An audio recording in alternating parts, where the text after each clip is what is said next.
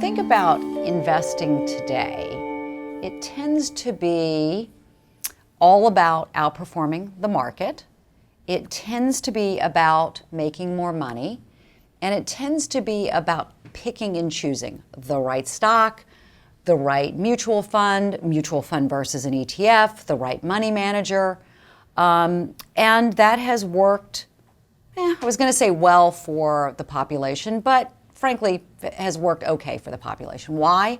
Because the goal that the industry set itself a long time ago of active management and outperforming the market, well less than 1%, well less than 0.5% of money managers outperform the market consistently over any 5-year period. Okay, so back up.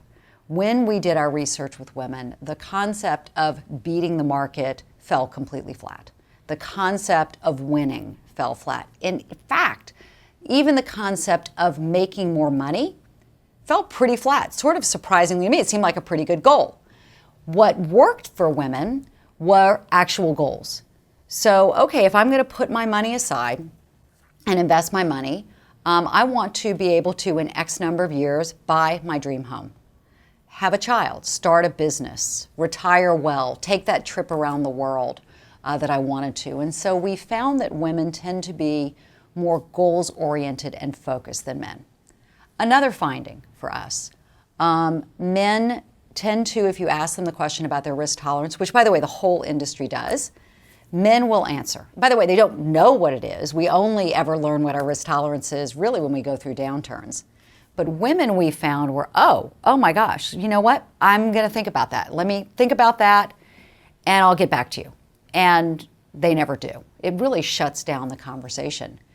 And so we, instead of asking a question we know people don't have the wherewithal to answer, instead we said, okay, let us learn about you through taking you through the product and the capability. Tell us what your goals are, and then we'll tell you essentially how much risk you can afford. So for an example, you and I are the same person. We make the same salary. We have the same level of education. We're the same age. And you don't have an emergency fund, so you don't have cash set aside for a rainy day. And you want to have a baby in 4 years. I just need to retire, right? It doesn't really matter what I think my risk tolerance is. You don't get a lot of risk. I get plenty of risk. And so we tweaked things like that, as well as really making it goals-based, approaching risk differently, taking into account, again, that women live longer and salaries peak sooner, forecasting out their life curves. And then the most important change we found is that most people think of and describe women as risk-averse investors. What we found, maybe a subtle point, is women are risk-aware investors.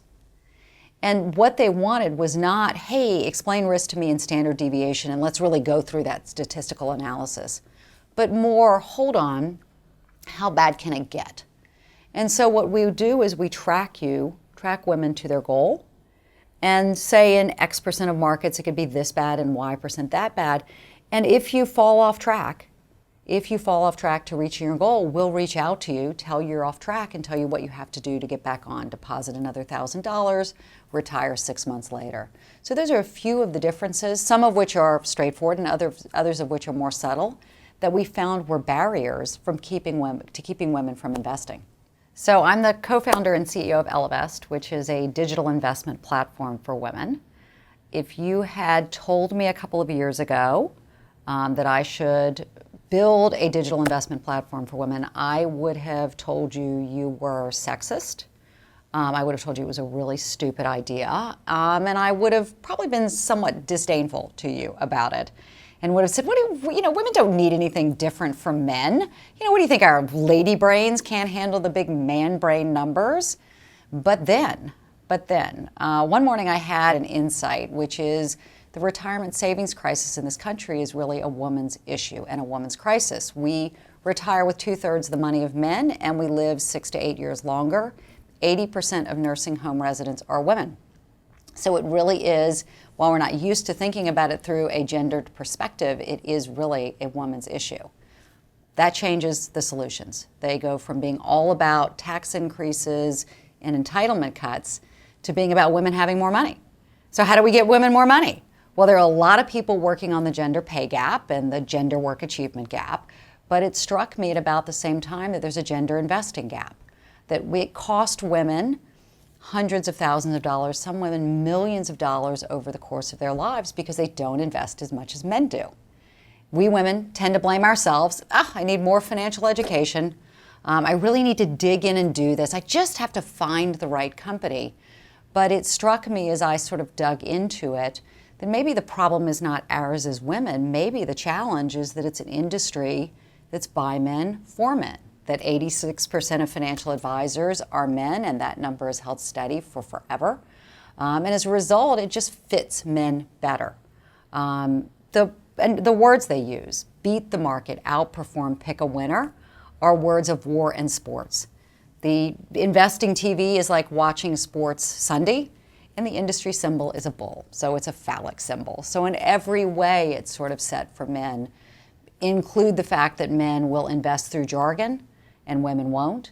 And you have an industry that doesn't feel right for women. So we decided to dig in and change not just the marketing, lots of people market to women, but the underlying product as well, to take into account what we were learning about women and how they invest, and to take into account the fact that we live longer.